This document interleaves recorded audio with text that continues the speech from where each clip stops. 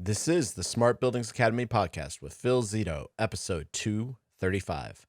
Hey folks, Phil Zito here, and welcome to the Smart Buildings Academy podcast. And in this episode, we are going to be continuing to dive into troubleshooting processes. We are going to be doing a recap of our previous episode, and we're going to be looking at what exactly happens when you're called out for a troubleshooting call.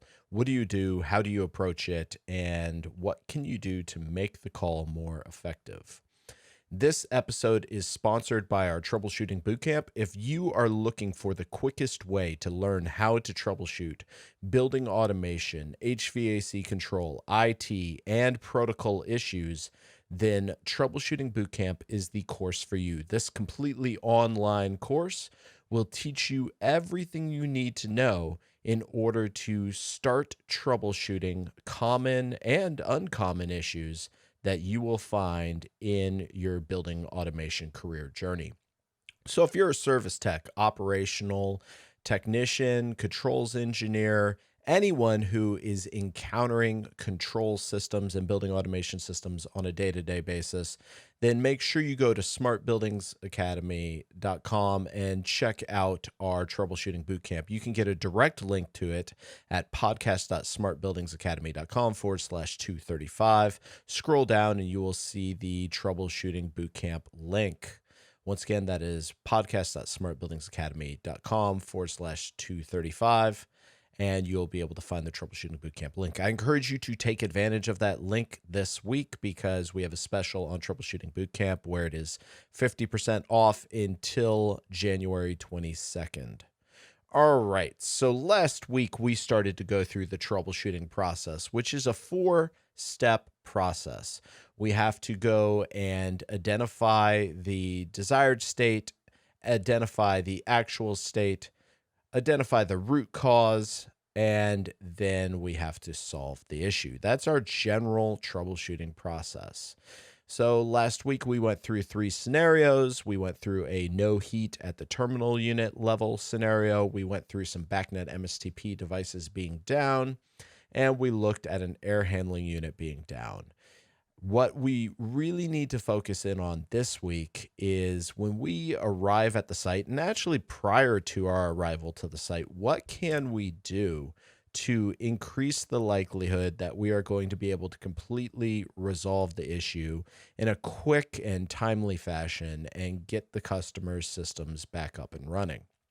Well, in order to do that, we really have to flush out a series of issues. And our first issue that we need to flush out is what exactly is the issue?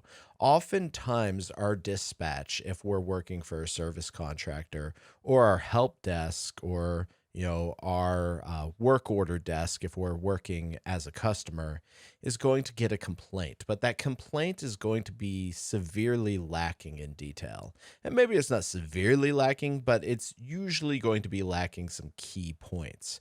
So I want to take a look real quick at the 5 questions I like to focus in on when I'm first going to talk to my dispatch, when I'm showing up at the site, and talk through the document gathering process, and talk through how all of that kind of plays together.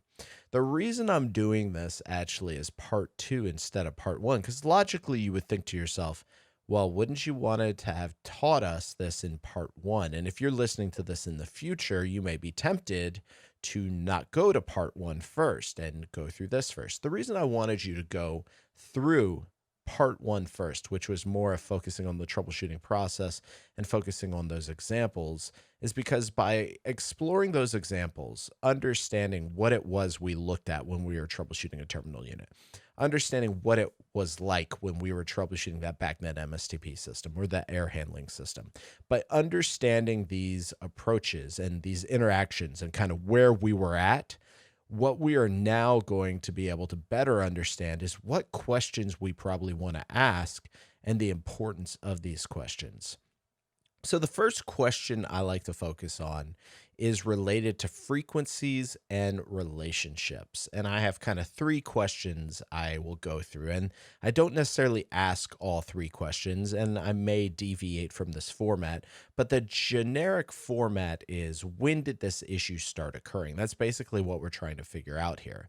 And we're looking for patterns. What we're looking for are time and frequency. So if it happens at a specific time, maybe not always frequent, but at a specific time, that could be a sign as to why a failure is occurring.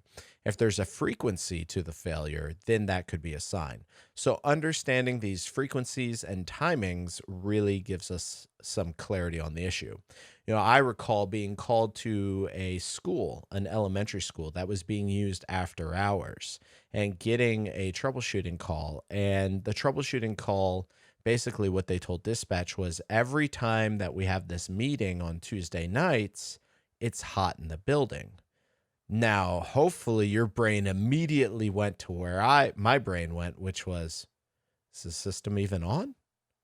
I mean, if it's after hours and they've got the system occupied during certain hours, but unoccupied during after hours, and this is only happening on these Tuesday meetings, then that's the first place where my brain went. And that's actually what it was. I mean, it was really simple. I didn't even have to go visit the site. I just simply said, that's interesting. Let me call the customer back. And I called the customer back and I said, is the unit even scheduled to be on? And he goes, man, I'm so stupid. I'm sorry. And I was like, no, it's okay. It's okay. Don't worry about it. He felt horrible that he didn't even think to check the schedule. And that's actually what it was. It was that the system wasn't even scheduled to be on, and it was in unoccupied mode. Of course, it was getting hot in the space. You have all this thermal load coming off of these people, and I would have otherwise, if I didn't think to ask, when is this occurring? If I didn't think of that pattern, I could have driven out to the site and had to charge the customer for our minimum 3 hours. Instead, I called, I spent a minute on the phone, solved the problem, and actually we had some work that came out of this down the road because, I didn't make it a big deal. So their, leadership didn't realize that the guy didn't know to check the schedules, and he kind of appreciated that. So when it came time for looking for who they were going to give some work to, our name naturally came up. So it worked pretty well. Things were pretty good. Alrighty, so the next thing, we need to determine what, if anything, has been done. The most important thing when troubleshooting, in my experience, has less to do with what hasn't been done and more what has been done.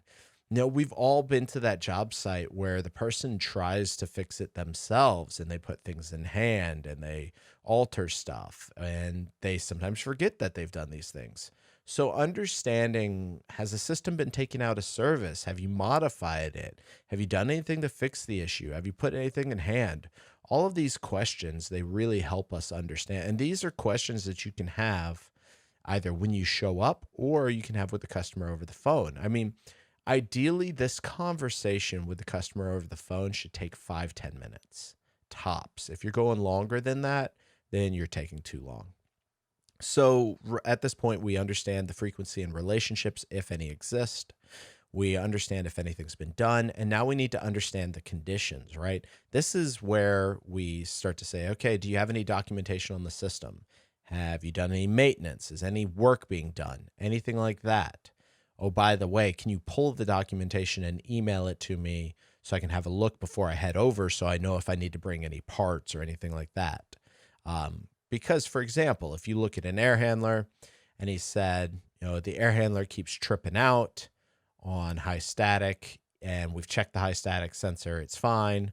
Maybe you're going to bring a new high static sensor with you. But the only way you can know about that new high static sensor is by going and actually having that information up front, right? So you want to understand the conditions. You want to understand what the site is like, what's there. These are all questions you're going to be asking. From there, we move on to question 4. I mean, what is really going on? Who observed the issue? What made the issue come to your attention? What was the initial complaint? What did it look like? How did you detect all these kind of discovery questions? And once again, at this point, you should not be spending a whole lot of time. It's just basic. Who observed it? Is that person going to be available for me to talk to them? Is it still occurring? How do you know it's occurring, etc.? And then finally, question 5, we want to determine if it's an issue with the system or if it's an issue with changes. So we want to understand, do you have the previous set points? Do you have the data? What should the system be controlling to? Has there been any recent changes? Now, I will tell you, oftentimes the customer cannot answer these questions, especially if you're dealing with like a janitor or someone like that who's most likely at the site after hours. They will not be able to answer these questions. However, and you'll be able to tell that right away, by the way. However, you should ask these questions if you get someone who is capable of answering these, because oftentimes, especially in nowadays with remote access, you can resolve these issues before ever even visiting the site. Okay, so at this point, we've asked 5 questions. We've tied up our frequency and relationships. We've looked at what, if anything, has been done, understanding the conditions, understanding what really is going on, and determining if the issue is with the system itself or with some changes that have occurred. Now, at this point, we want to go and actually do some document gathering. So we're going to show up at the site. We're going to get the latest as-built, O&Ms if possible, and we're going to have the customer take us to the issue. And now we're going to start to work through our troubleshooting process, right? We're going to find out the desired state. We're going to look at the actual state, and then we're going to find the root cause. We're going to identify any interrelated issues. We're going to identify any multi-layer issues. If you're like, what's interrelated issues and multi-layer issues, then you need to check out our Troubleshooting Bootcamp webinar recording, which will be available for you to sign up and watch at podcast.smartbuildingsacademy.com/235. I highly encourage you to watch that webinar. It's completely free. Check it out. All right. So it's at this point that we gather our documentation and we begin to work through our troubleshooting. So we're gathering MEP sets, we're gathering specifications, we're gathering any control submittals, we're gathering any data from the building automation system, any historical logs, trend logs. We want to get a good site picture of what's going on. Now, obviously, if it's something blatantly obvious, like the air handler's not running, it's tripped on high static, go check the air handler. Go figure out why it's tripped on high static. Take a look. You don't have to necessarily gather all these documents before you go look at that. It may be something super simple. However, it often is not something super simple, and that's why you're going to want these documents. Once you have these documents, you'll want to go through these 5 questions one more time, because it's likely at this point that the person who maybe was on the phone and was not able to answer the questions for you may have been replaced by someone who's a little bit more experienced, especially if this is a critical environment, and you can ask these same questions again. Also, and here's like a pro tip, is when you're asking these questions, you don't necessarily need to be asking a person. You can be asking the system. Now, what would that look like? If you were to go and say to yourself, has anything been changed? What has been done? Understand the conditions, right? So that's questions 2 and questions 3. Then you could log into the building automation system, run an override report, look at any exception reports, look at the current conditions. You can go and see all of this on the building automation system. So just because the person is not available to answer those questions for you does not mean that you can't go and ask them through queries into the system. Now, it's at this point that we would transition over to our troubleshooting process. And it's actually at this point, we're going to have a pretty short episode this week, that this episode ends, because now, you understand kind of the step before and the step after. So I'm going to recap one more time. I want to bring this all together, and then I'm going to let you be on your merry way to have a good rest of your week. So to recap, we need to go and have a process. And that process needs to begin at the first interaction with our troubleshooting call. And that would either be through dispatch or our front desk or whoever, depending on if we're in service or if we're in operations.